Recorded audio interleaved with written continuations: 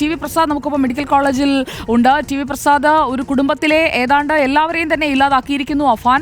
ഇപ്പോൾ മൃതദേഹം മോർച്ചറിയിലേക്ക് എത്തിച്ചോ? എന്തൊക്കെയാണ് വിവരങ്ങൾ?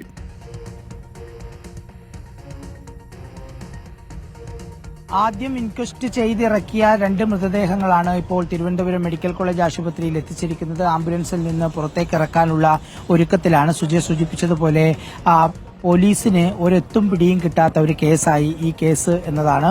എന്തിനാണ് ഇങ്ങനെ ഒരു കൊലപാതകം നടത്തിയത് എന്നത് സംബന്ധിച്ചാണ് പോലീസിന് ഒരു സ്ഥിരീകരണവും കിട്ടാത്തത്.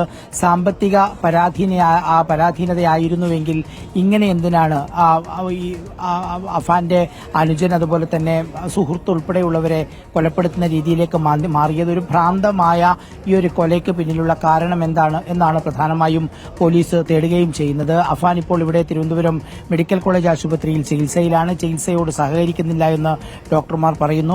പോലീസും അതേസമയം നിരീക്ഷണം നടത്തുകയാണ്. അവിടെ നിന്നുള്ള ആദ്യ ആംബുലൻസ് ഇവിടേക്ക് അദ്ദേഹം അവിടെ നിന്ന് ഇൻക്വസ്റ്റ് നടപടികൾ പൂർത്തിയാക്കി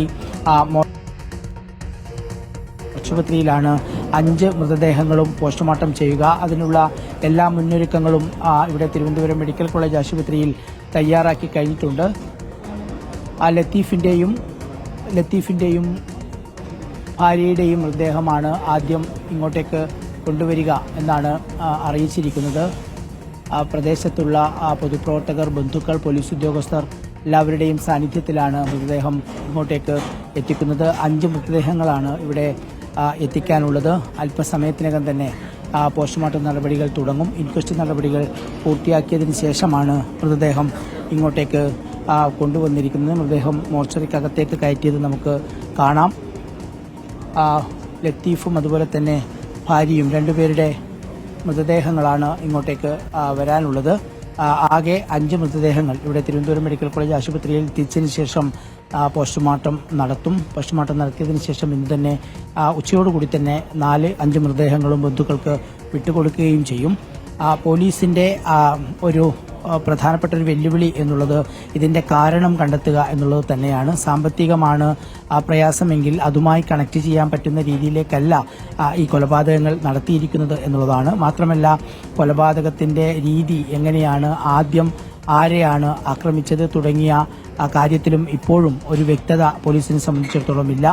പക്ഷേ പ്രതി കുറ്റം സമ്മതിക്കുന്നു, താൻ തന്നെയാണ് ചെയ്തതെന്ന് പറയുന്നു, മദ്യപിച്ചതായി പറയുന്നു. പക്ഷെ മദ്യം മാത്രമല്ല, മറ്റ് ലഹരിയും ഉപയോഗിക്കാറുണ്ട് എന്നുള്ളതാണ് പോലീസ് ഏതാണ്ട് സ്ഥിരീകരിക്കുന്നത്.